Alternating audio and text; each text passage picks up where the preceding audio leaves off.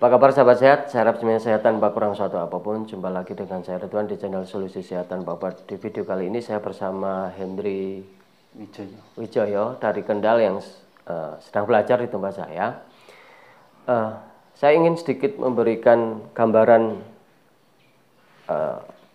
titik dan juga sakit ketika orang mengalami masalah, namun bukan dari sudut pandang wuxing ya. Jadi treatmentnya tetap akupressure, tapi yang menjadi diagnosanya itu bukan wuxing. Nah, saya juga mohon maaf lama saya nggak bikin video karena terlalu kesibukan yang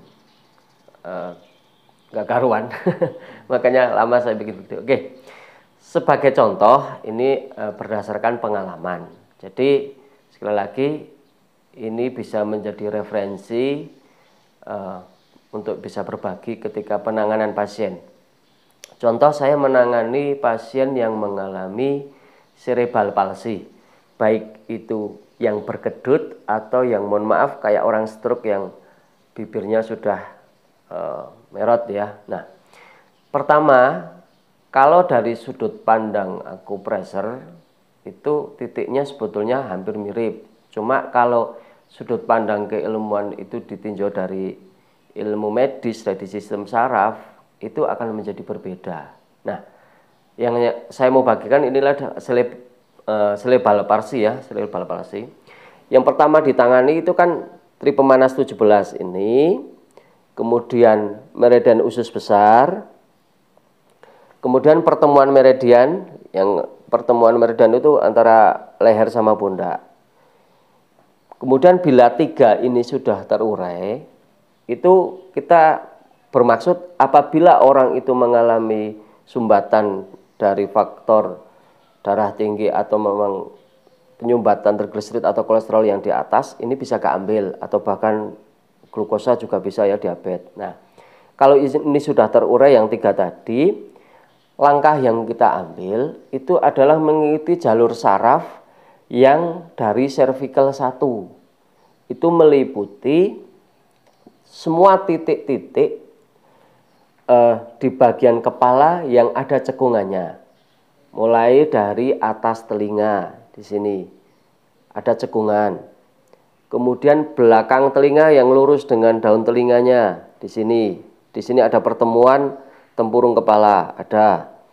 Kemudian di depan telinga ini ada, di depan daun telinga bagian bawah di bagian anting ini ada, di bagian atas ini naik sedikit.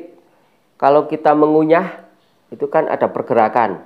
Nah, ini poin, ini bermasalah. Kemudian di bawah mata ini, kemudian di ujung pipi, di bawah hidung, bawah bibir, di bawah cekungan rahang, bagian yang miring, ini ada cekungan, ambil di sini. Dan juga, mohon maaf, di bagian tengah-tengah. Nah, di bagian-bagian itu biasanya muncul permasalahan ketika orang mengalami cerebral palsy. Setiap kondisi, setiap orang yang mengalami cerebral palsy berbeda-beda sehingga kita menyesuaikan. Tapi ini kanan kiri sama ya, saya hanya mencontohkan satu. Kemudian tambahan, apabila suplai oksigen di bagian otak kurang sehingga bagian sebelah dari sisi leher ini condong kayak kempot, itu berarti suplai oksigennya kurang. Ditambah di meridian lambung yang nomor 11 yang di sini. Kalau yang di sini ini kan nggak boleh lebih dari 2 detik.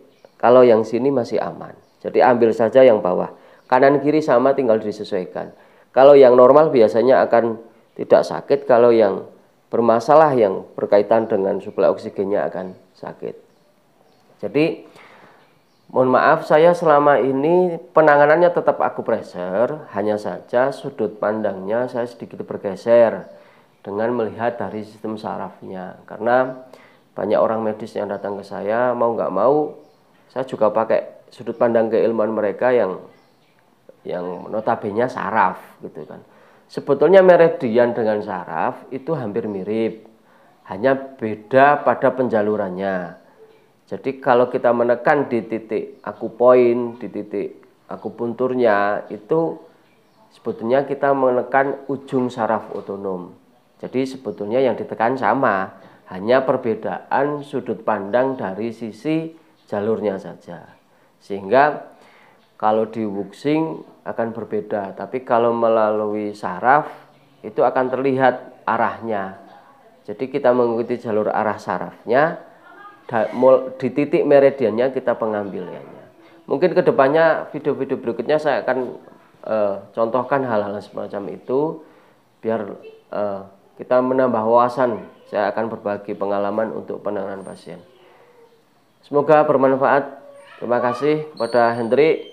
Semoga di sana menjadi wakil saya untuk nolong sesama. Terima kasih.